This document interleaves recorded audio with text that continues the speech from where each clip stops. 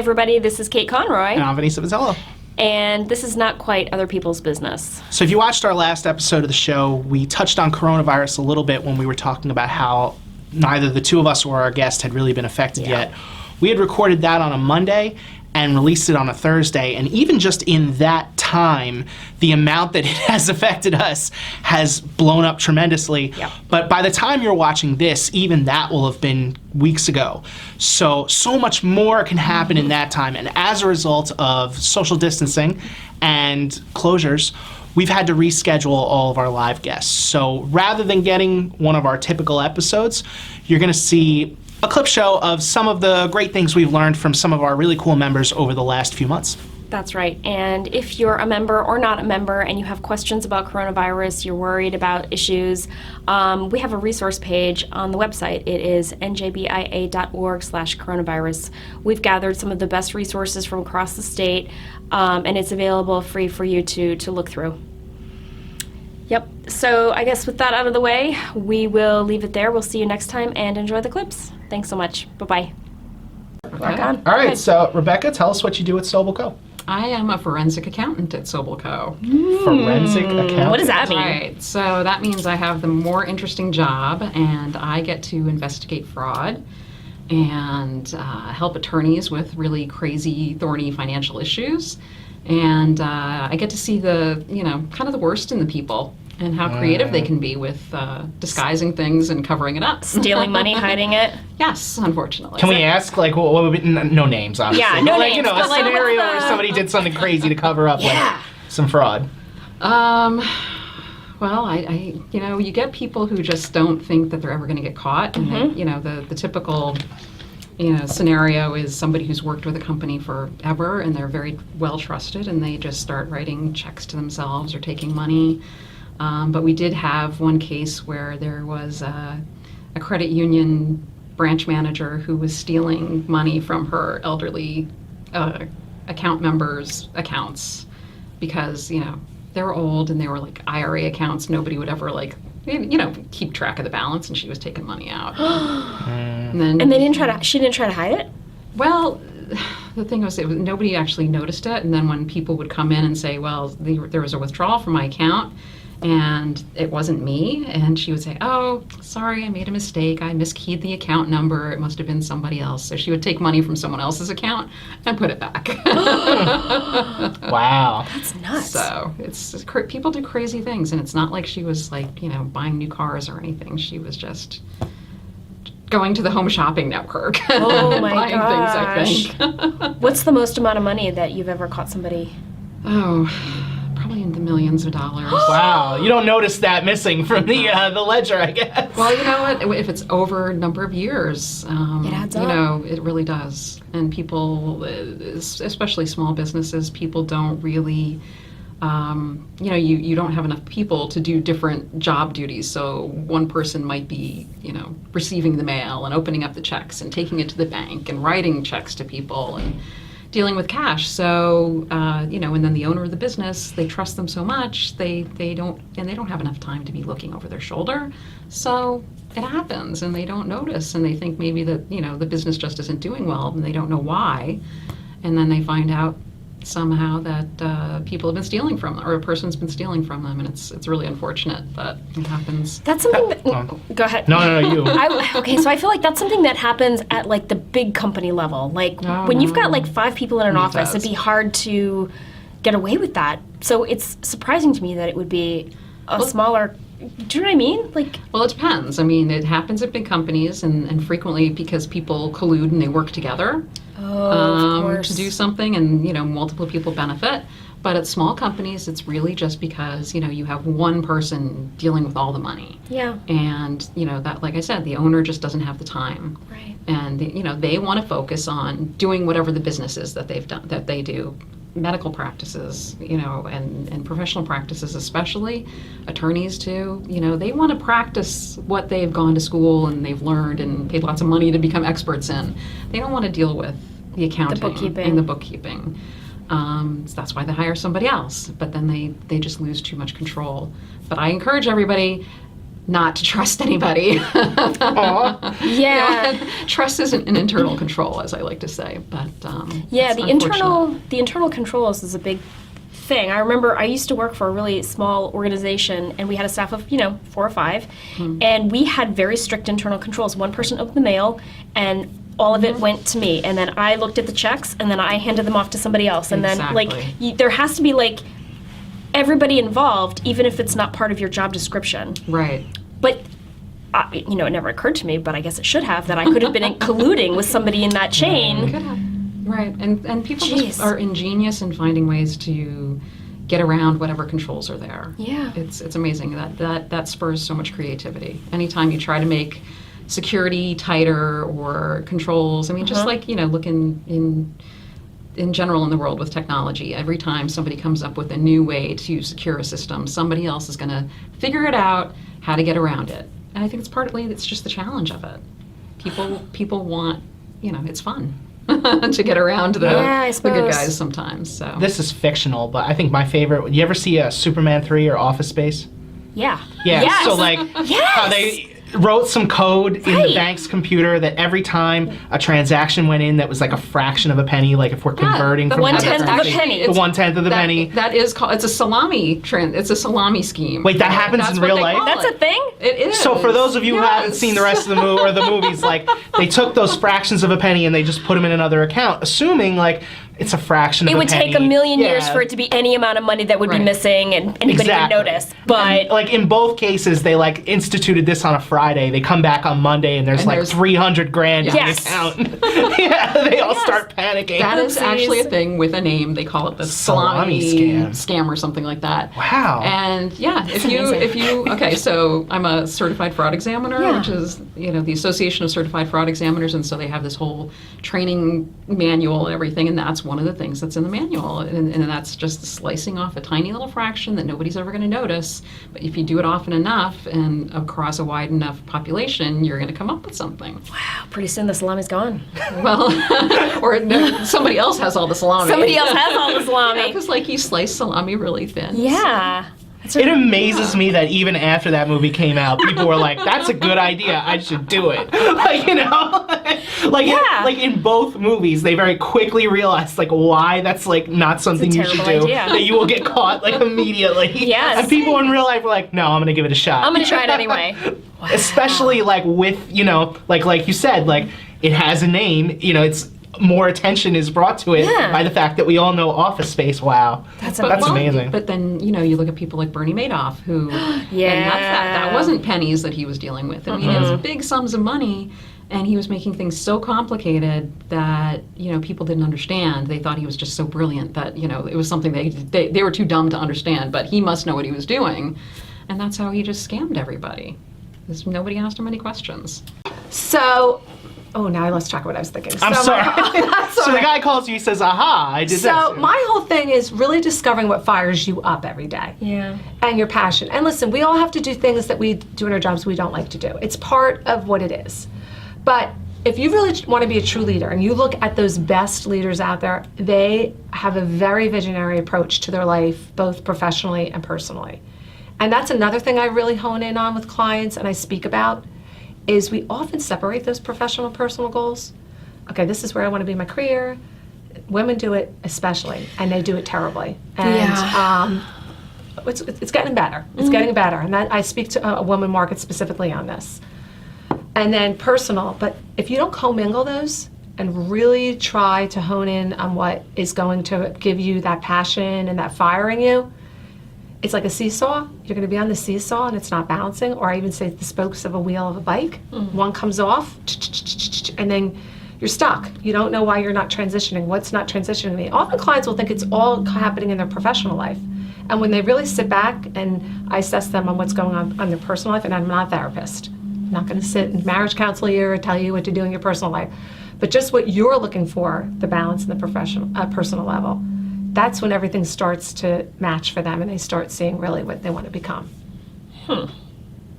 Got you thinking? Are you thinking about your life right now? Well, yes, of course, always. But I was listening to this podcast, I think it was a TED Talk, and they were talking about the 3 aspects of life. You've got work, love, and play. And if all three of them, if you're paying attention to all three equally, then you're probably in good shape. It's the hardest thing to do. Right. And she was talking about different presidents who have failed at paying attention to one.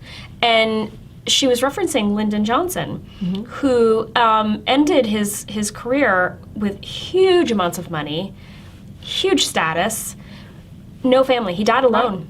Like, he, on his deathbed, basically was like, I really made a mistake. I can't believe I didn't spend enough time with my kids and their kids.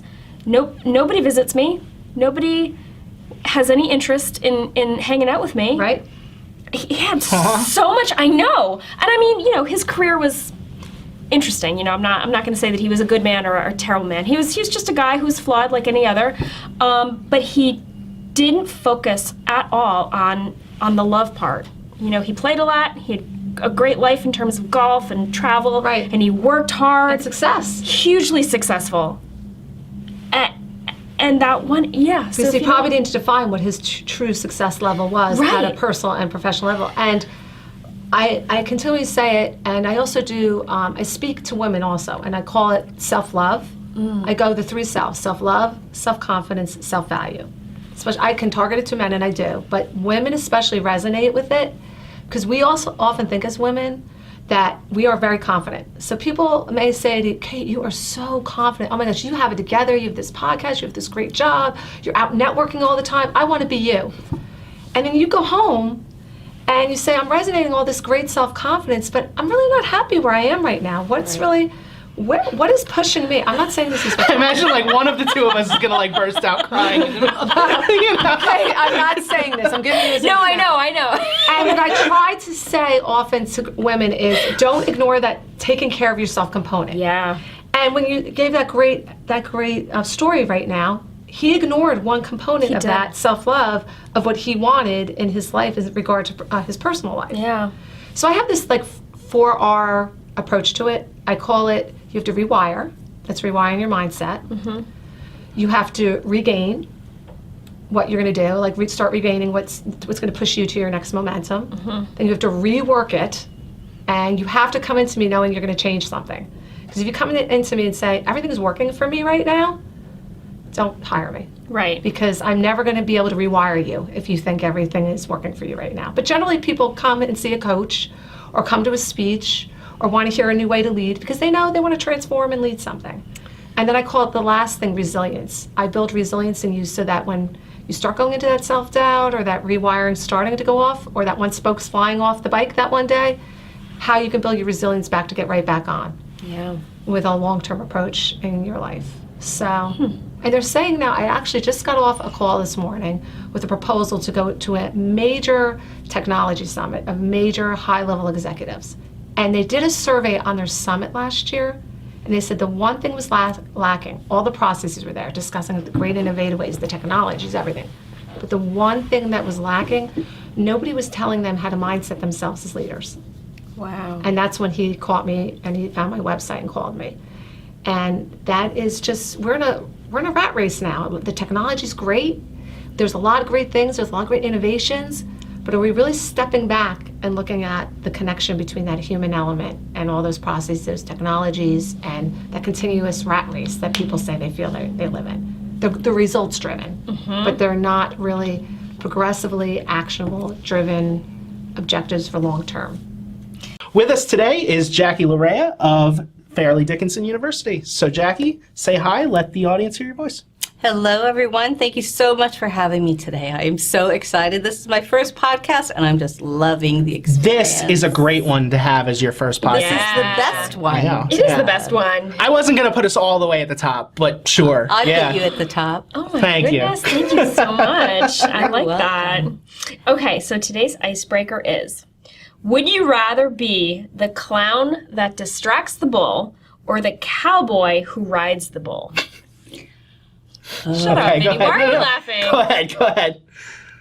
I think I'd like to be the cowboy, actually. So you're very brave. You're a very brave person. I like to take risk. I do, but I also like to see things get done and be like the cause of things getting done. So if I could take down the bull, yeah, that's me. That's impressive. I'd like to do that. I only want to be the clown. And as soon as the bull like looks vaguely in my direction, I'm just going to book it right out of that arena. Except that if you run, then he's Defeats going to the- chase right, you. it does, you know, like, yeah, it defeats you kind of the have to purpose. jump out of the way at the last second. This is why I laughed, because there's no good answer to this. You're dying one way or the other, or you're I you're don't in think you have to jeopardy die. of death Not one if way I or the take other. it down. Jeopardy, right, Right? exactly. She's going to take the bull down. Just come with me. But you don't actually combat a bull when you fight a bull. You just like ride wave it. the red flag. Yeah. Oh wait, I Or guess you we're thinking yeah. of two different things. Like there's the rodeo bull, where Right. the cowboy rides it, and there is a clown in that arena or in that. Oh, ring. what are you talking about? Because I'm trying to decide whether I want to die by getting gored or die by No, we're getting not thrown off running- and breaking my neck. We're not Running running the with the bulls. bulls in Pamplona. We're not. That's not what this is. Okay, so my vision of what a bullfight is one guy waves the It's little not a red bullfight. flag, This and isn't the a- other one is riding. You know, like, No, no, it's this not isn't a- that.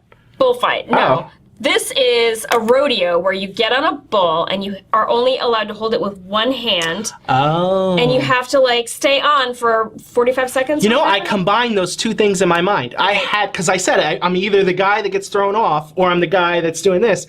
And it didn't occur to me in my mind that those are two separate things They entirely. are two separate. Although I think I did the same thing initially. I forgot about. All right, so then I want to be the guy with the tarp. That's 'cause- not an option. What do you mean? The clown, right? Like, isn't that what you put on it? Yeah, but that's not the bullfighter. The But wait a minute, bullfighter there's is the one also with the red. another one where you actually have to take the bull down and tie it up. Yeah, that's Right? different rodeo That's event. one. That sounds like the I was advanced, thinking- you know, we're thinking class. Of all three. Yeah, you're thinking Bull of a third activities. different bull activity. Why are there this many activities that people are like, let's play with bulls? I think that sounds like a fun thing. I think there's not enough to do out west, and so cowboys decided to have an event, and they Do they call not it a have rodeo. dogs and cats out there? Yeah, No contest. we though. can ship them some, you know? I know, right? Yeah, daredevils. They want to jump on a bull and see how long they can last. That's ridiculous. I agree. That's why I want to be the clown. Yeah, so wait. So because you said I was wrong before, like the guy, there's the guy with the is- red, there's no, matadors. That's the Matador. name. That's not what we're talking about? Correct. So what's this? That's a bullfight. right, yeah, Right. what are you talking about? So the guy, I already explained. I know, the but guy- I'm like clearly not getting this. This is like All right. not here. So there's a bunch of little pens, and there's a bunch of bulls, and there's Right. a cowboy on top of each one. Right, I and- got that. Right, and they open the pens up, and the bull jumps out and starts to like buck the cowboy off, and you have to try to stay on as long as possible. Right. Right. So who's the other guy that you're talking the about? clown. The clown. What does the clown do? So when the cowboy falls off, and it looks like he's going to get crushed to death by the bull's stomping feet. Oh. The clown is like, hey, over here. Distracts the bull. Distraction. Gets the bull away from the cowboy to save his life. The sad part, of course, is that the bull is now totally focused on the clown, wanting to have some lunch or crush it to death. Yeah. Right. But I'm imagining you don't do that from like 3 feet away. No. The, Yeah, cow- like- the clown is like on the fence usually, like Yeah. jumps off the fence, hey, and then jumps back to the fence. Sure. Or over the fence. Gives the cowboy enough time to like get up and run away. None of these are good options. They need better things The to clown, do. I know, right? The clown is the safer one, though. I guess. I still want to be the matador. I know it's not one of your options. I'm going to pick option C. I want to be the guy with the red carp. It's not an option, though, Why not? Why can't I just make that an option? Like if we're talking about what we want to do with bulls, because the game and is would you option D rather. is not something where I can just raise them and be nice. You know, like can you imagine if you just had like a pet bull and you just raised it to be like a good one? You know, lot of like in the people do Lion that. King, like where they're like, we can train him to be a good lion, or you know, like, A lot he of can be on people our do. side. Actually, not. I don't know if a lot of people do that, but there's a woman online. Her website is The Daily Coyote, and she has like a bull for a pet. She's got some cows as pets. She's got a coyote as a pet, and she takes pictures of them online. It's really cool. Okay. So then I guess my answer is anything other than the guy riding it, and I'll tell you why. Because when I was in college, I did one of those, not like a real bull. You know, they have the mechanical thing. Yeah. And it was like 2 seconds tops. Like probably not even 2 seconds. It was like way less than that. Yeah. So I'm not very good at it. I can't imagine. Yeah. So, do you want to change yours? You said you were going to take the bull down, but that's not what this says. All right. I'm still riding the bull. You're still riding the bull. Yeah. That's really impressive. Yeah. That's very brave. I wish we had one of these things like in the office and we could just try it. But A mechanical yeah, bull? like just to mess around with. You know? Good team building. Like I'm every day imagining- you could try to like increase your score or something. You know. I'm imagining that memo, that email to HR with a CC to Michelle Skarka. Hey guys, brainstorming today. We were thinking a mechanical bull might be a Yeah. fun addition to the office. Just, stress release and, just, what did you say, competition? Trying to see how... Yeah. Right. It'd be like that time that we were debating about whether to rent or buy the popcorn machine. Only this would be a bull, you know? I vote for the popcorn machine. Yeah, I mean, they'll probably get us the popcorn machine before they get the mechanical bull. And it would smell better. Probably. We have this Okay. segment of the show where we like to give advice to younger people. Okay. Or really anybody. It doesn't have to be. If you're not younger, stop listening. So, one of the things, I mean, you mentioned, you know, that you do consulting for video. You know, I have a lot of people that come into this place and they're on camera for the first time, and sometimes not the first time, Right. but they could still use some advice. So, give us some advice that you would give to somebody who's going to be in front of the camera for the first time, maybe in front of an audience for Right. the first time. You know? So there's a couple of best practices that I think overlap, but one of the things that I get asked a lot about either medium, what do I wear? My basic is this: women always look good in jewel tones. So What's a jewel tone? it is emerald, it is fuchsia, it is Sapphire. bright sapphire, Yeah, cobalt, sure. Bright colors. Bright colors, Isn't there right? a jewel for every color? Yeah, but you don't want like a topaz or, I mean, listen, if you know your colors and you know what your background is and you know how to do your makeup depending on what you're wearing, then by all means, like, you're more educated than most people. But if you're not sure and you're second guessing what to wear, blue is a universally flattering color for everybody. So blue, solid, women look great in V-necks. They tend to be more flattering, especially when it comes to camera, which can add some weight, unfortunately. That's just the way it goes. Excuse me.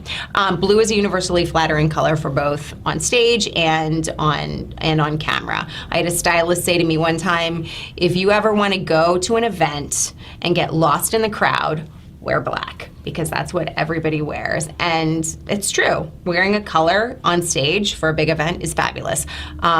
Wearing black on camera, it can look great. It looks great on you right now, but if you don't know the quality of your cameras, black, red, and white are colors to stay away from. Blue is a sure bet.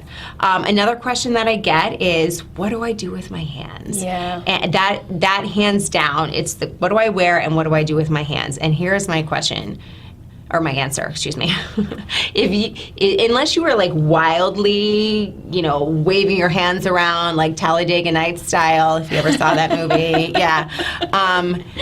Do with your hands whatever you would normally do with your hands. And the reason is, if you talk with your hands and you try and stifle that, it stifles everything else about your speech, it stifles your natural body language, it stifles your ability to communicate authentically. So do with your hands whatever it is that you would do. Watch yourself on camera. If your hands look distracting, make sure that you are using them in ways that emphasize what you're talking about. Other than that, I think you are good to go. And I would say the other thing is to remember energy. It's another big mistake that people make. They tend to think that they are very animated when in fact they look like they have been medicated. And I know that I know this.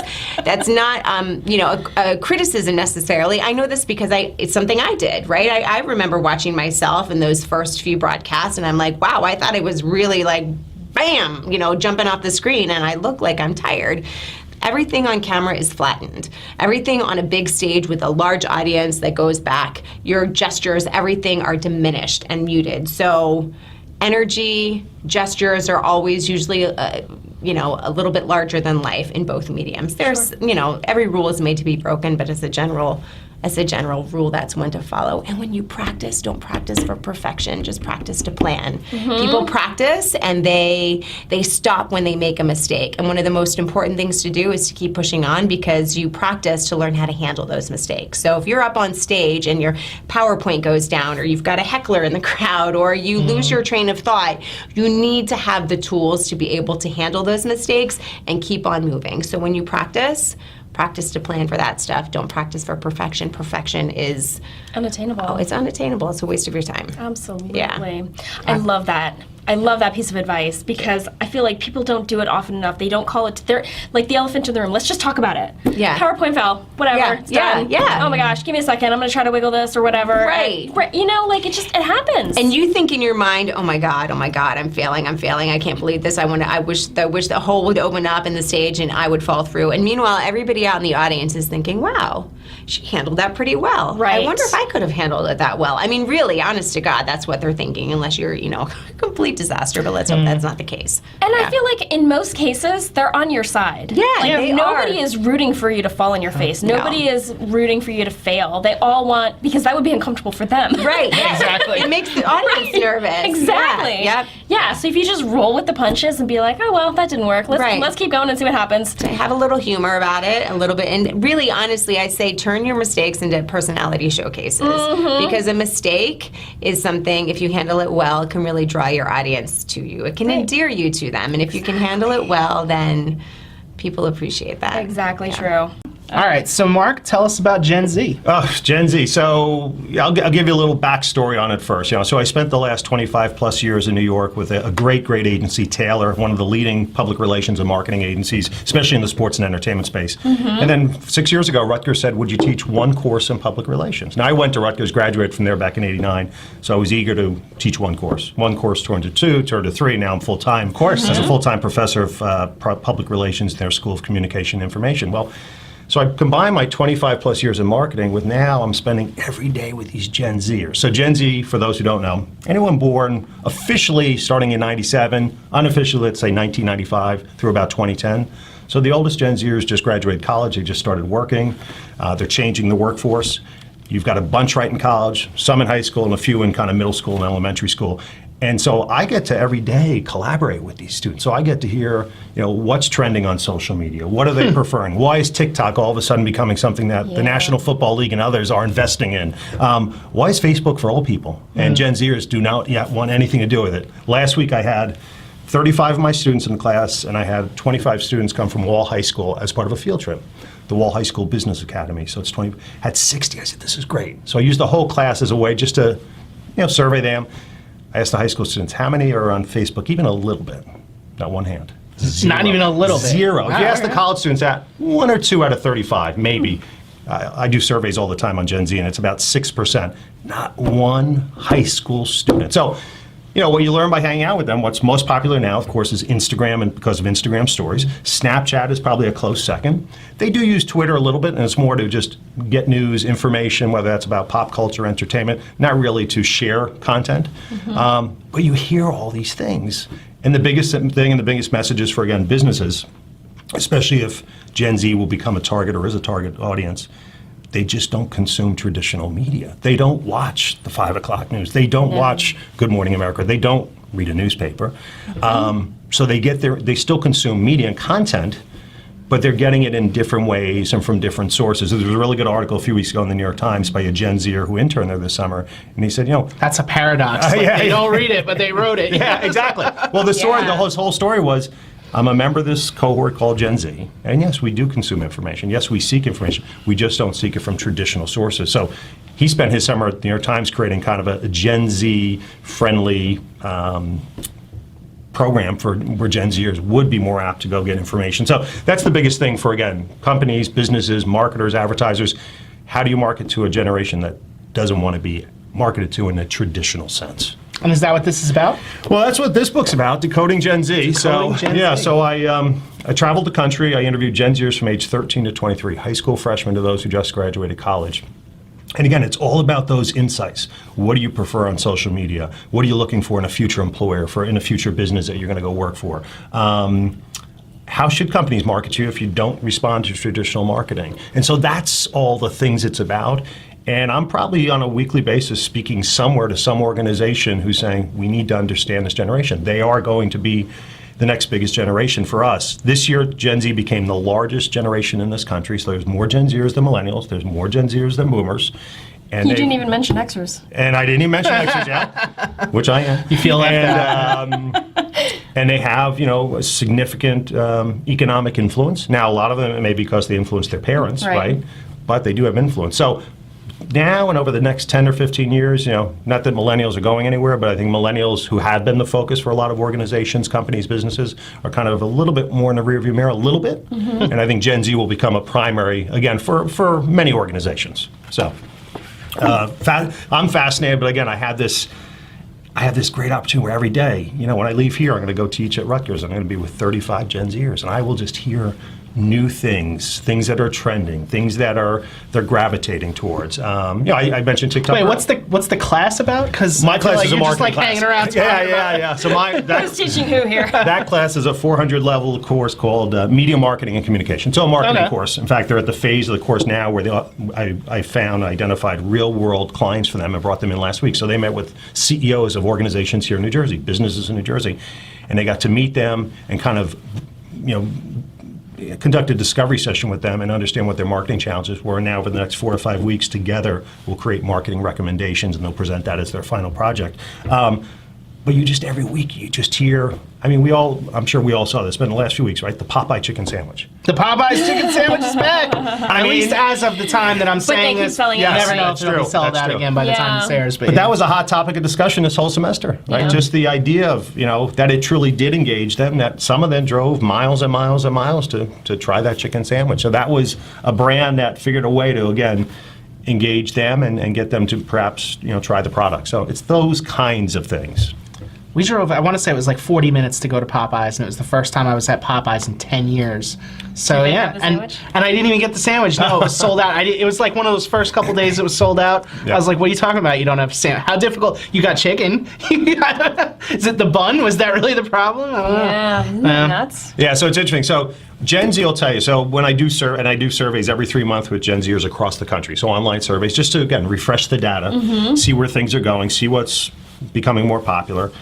And what they'll tell you is the number one way to market to them is give them an experience that they can immerse themselves in and share on their social media channels, right? They want social media currency. They want to brag a little bit. They want to flex those muscles and say, I was at this event or here or there, and they want to share it.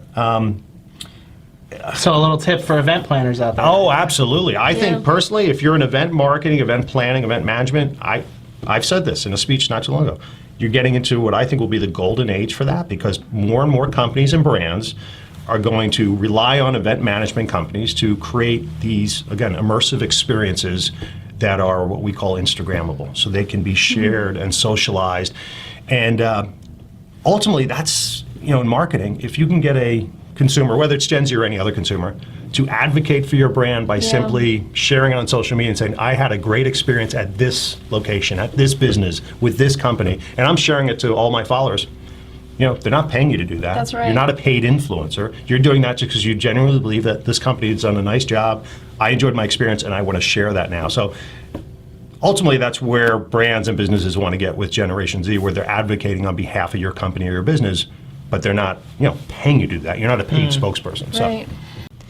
And we're back, and it's now time to play my favorite game, Awful or Awesome. I'm going to name 3 things, and we each have to decide quickly if they're awful or awesome, and be prepared to defend your answers. Oh, God. Ready? School Picture Day. Do you remember School Picture Day from Yeah. back in the day? No, I thought that was good. Yeah. Really? Well, yeah, I You loved did? it. Yeah, I liked it. Because I always got a seat, like important seat, sit in the middle next to your principal or class teacher. Look at you. So I loved it. Teacher's pet. Not that I wasn't. I totally was too. I did not like School Picture Day because I had a mom, and I love you, Mom, so much, who's not that into girly girl stuff. And I had short hair for a while. And so there were days when I would wake up with like serious bedhead, like horns and knobs and things. And she would be like, yeah, it's fine, just go, it's fine. And so there's more than one school picture of me that lives in the world where I'm a little wonky in the Can hair. we get one? No. No? I was going to say. We were Put it on screen as we're talking. we were just talking about the hair. Exactly, yeah. No, I'm sorry, that's not gonna happen. Not ever. I'll bring like some of the later ones where I am responsible for my own bad hair. Okay. But I will not bring some of the ones where it's literally pillow crease. Wow. It's bad. I think that there should be like a mom at the front of every line, just with a comb and like a finger full of spit, like just Spit spot shine, cleaning. sure, Yeah, yeah. right? All Each right. kid before they go in front of the camera. Wow. Why doesn't that mom exist? I know. Seriously. I get you. I feel you. They should. There should want be that somebody kind of mom. responsible for each class of kids so that nobody is, traumatized or embarrassed. Sure. Picture day. Yeah, right. I'm gonna go hard awful on the whole thing. Thank you. Yeah, just the Okay. whole thing. And here's why. I think the whole concept is awful. Like, I think, you have this one day, and if you don't look great on that one day, it's immortalized in everybody's yearbook, and, Why can't you just submit your picture? that would be a good idea. Right? It'd be like kind of like a Facebook kind of thing. Like, you take Totally. the picture you like to represent you. This is my profile pic for the year. And then, exactly. Yes. And if, if you get it right, great. If not, you keep trying until you do. I mean, for second graders and, little kids, that's probably kind of silly, but I don't know. So I feel like my parents always took us once a year around Christmas time for like a Christmas picture. Why couldn't they just submit one of those? As opposed, I just don't understand. Yeah, and now I'm on the other side of it. So now I've got the kid, going in for picture She day. had the cutest school picture. You need to put that up. Sure, I'll put that up. Her hair was so adorable. It was, but getting all right, so there's a lot of stress in the morning, getting her out the door for that. And then they those pictures are not cheap.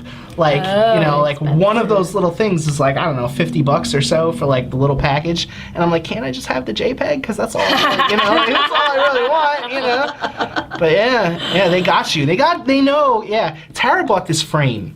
And the frame has slots for I don't know, 16, 20 of these pictures. And the idea is that over the years you would put them all in. And I'm like, so now you don't even have a choice in the matter. Culminating with your senior picture, right? Yeah, exactly. Obviously. You are stuck. First of all, she can't be sick on one of those days. Otherwise, your whole thing is messed up. But then also, now that you mention it, you could take your own. But whatever. No. We're not even going to go there yet. But now, you're stuck. So, whatever it costs in, 2 years, if the photo's, $200, we're going to have to pay it because we got the frame and, can't go back now, right? Yeah, it's too late. Also, you don't want her to be the kid in class whose parents aren't ordering Pictures. Do they notice? I think they do, because when the teacher passes out... Not from that perspective. The kids. It's not like the kids are going to tease you, you didn't order the photo. They don't know. I think they do know. Yeah? Let's say if you're sitting let's with say a you and packet I of are in pictures- second grade together. How do you know that I didn't order the picture? Because I'm holding mine and you're not holding anything. Do they get mailed to the house? No. Well, I don't know. I went to Catholic school, so we just got ours I think handed you're out. right. I think they probably just go to the office, pay, and then get. I don't know, but I think it's also. I know we paid I think you're right. I think everything was. But handled do you think it's Yeah. boys versus girls, that the girls care for the picture and the boys don't? But you said you didn't care. Well, I cared. My mother did not. I mean, isn't that it? I mean, I don't know what age we're talking about here, but isn't that up to you then to maybe take the comb and I was not a child who let's thought about stuff like let's that. redeem Kate's mom. She's wonderful. Yeah. Also, I was the kind of kid who totally forgot when picture day was. So it's possible my mom had no idea that, I didn't remind her. She didn't get a reminder from the school. We woke up and she was like, all right, I've got 3 of you. Let's just get this train out the door, please. Yeah. But you naturally look so good. You didn't need anything. Well, now I do. I was borderline homeless. How much money do I have to pass across the table to get one of these photos on the screen? I'm afraid that there is no amount of money. Friend, favor, whatever it costs. You just come up with whatever it is. Let me think about that. I think I owe you 25 cents. We could just that could be we could just forgive that, or You do owe me 25 cents. You can have that, whatever it is. So I'm going to go dark for a second. I Okay. think I told you 6 or 7 years ago, almost 7 years ago, my parents' house burned down. And we lost everything. Every school picture, every christening, everything. And there are moments like this when I'm like, that's okay. I lost those horrible pictures of me with the Wow. No, not really.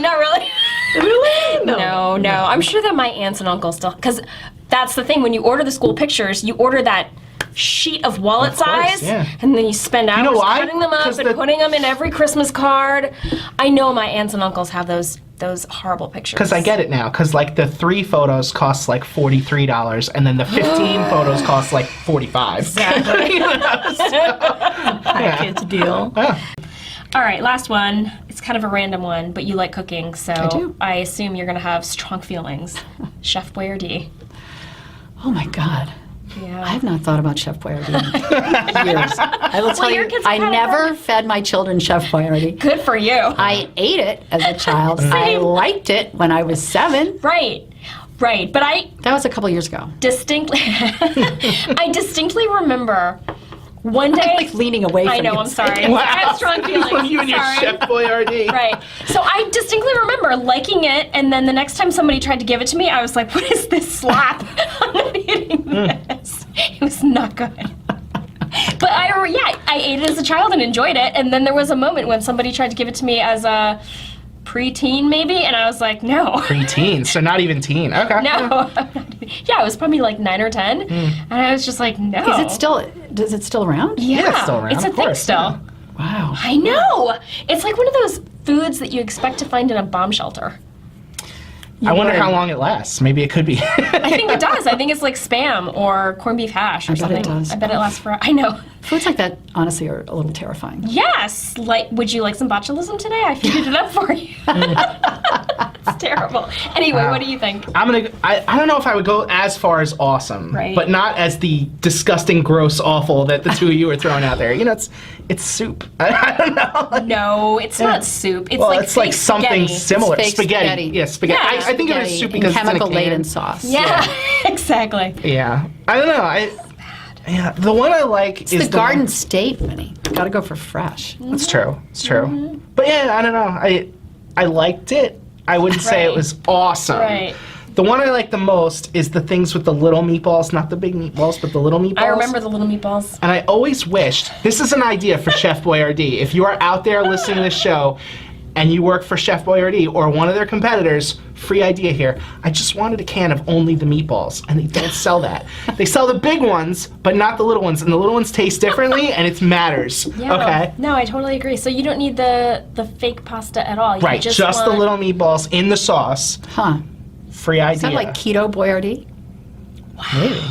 You. I would buy like 20 of them today. I would Costco, buy it here we today. come. Yeah. You want a case. Yeah, I want a case. Yeah. And then I want more because I know that like people are going to be like, wow, that's weird. And they're not going to buy it. And then it's going to go out of print or whatever you would call it. And I'm just going to have to go the rest of my life.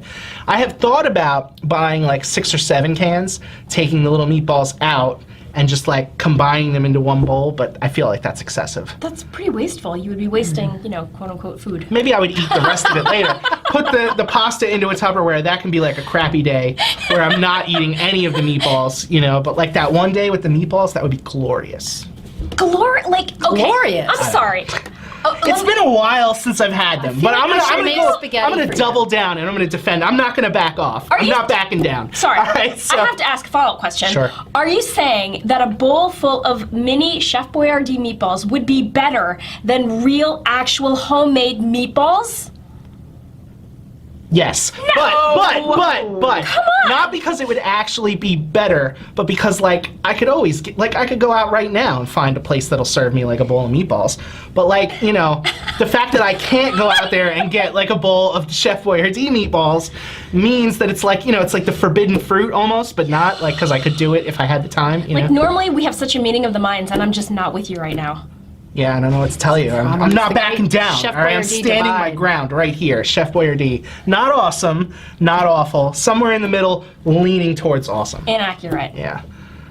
Wow. Okay. And again, it's the little meatballs. Like the pasta, I could take it or leave it. But, in the sauce. I don't even know what to say to you right now.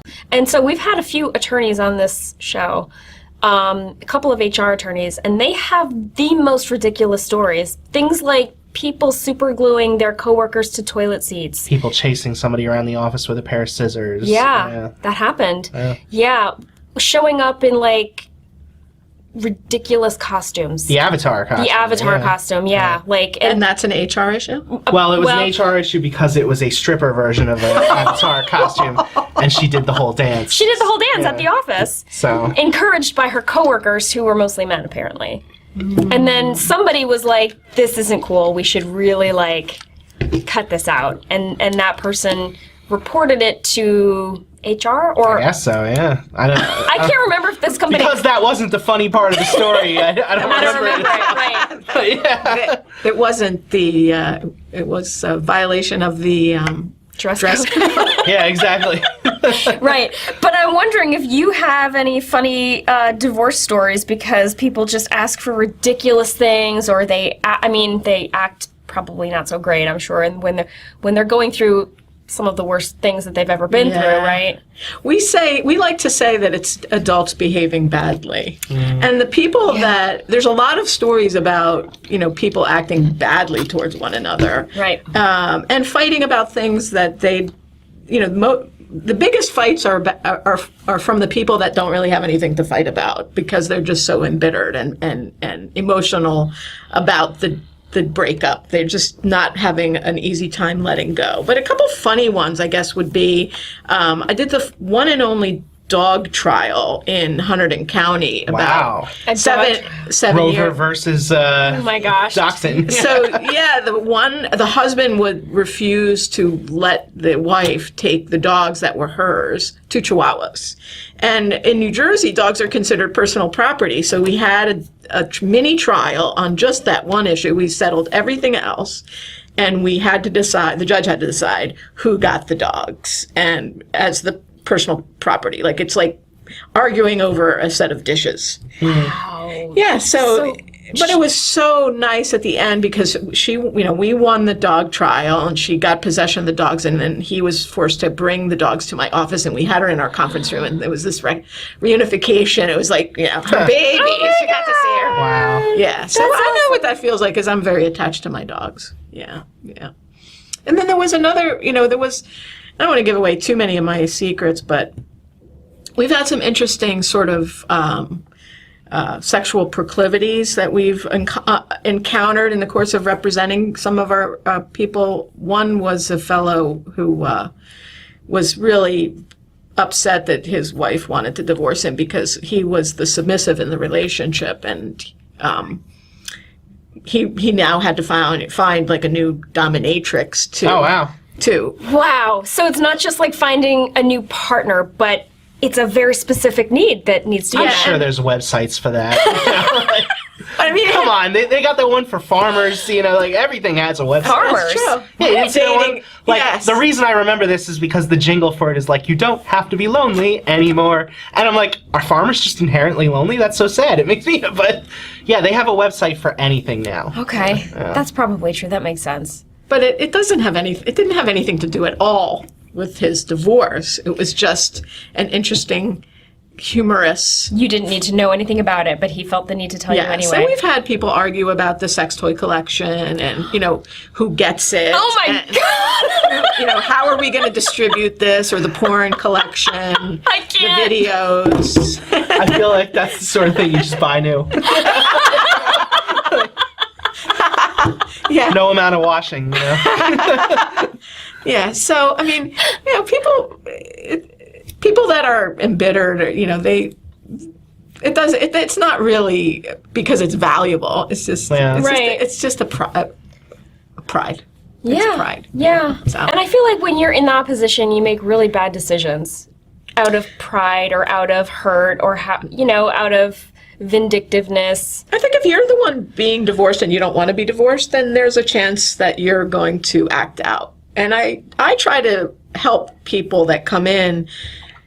Well, I try to decide or help them decipher, are they the one being left or are they the one doing the leaving? Because if they're the ones doing the leaving, they've done a lot of emotional work to get to that point. And Totally. then you have to kind of evaluate, well, where is your spouse if you're the one doing the leaving? Are they in the same emotional place you are? And if they're not, then are you willing to give them a sort of a chance to catch up to you? Because even people that live in the same house, the same experience is going on for both of them, but their perceptions of that experience is completely divergent, and one could be miserable and the other one is just fine with the status quo. And so even though there's a miserable person, in the same house as you, they see things completely different than the person who sees it as just acceptable. Right. And so you want to try to see if you can give them a chance to catch up. If you can. Some people aren't willing to wait, but those are the best divorces where people are sort of both resigned to accept that it's over and they've come to terms with it. But when one person is not accepting and one person is, gung ho, I've got to get out, that's where you get this sort of disconnect of strategies and positions people take, and what people hold on to. So I can't have you, but I'll take the the artwork on the wall because you won't stay. Okay, I know you love that painting, so I'll get that instead. Or unfortunately people use the kids a lot of times as a tool to cause harm to the other parent. But so I mean, it's not all like that. Those are rare situations. For the most part, people resolve their disputes by agreement. We settle 99% of all the cases we take without going to trial. So we're very good at getting people to kind of meet in the middle.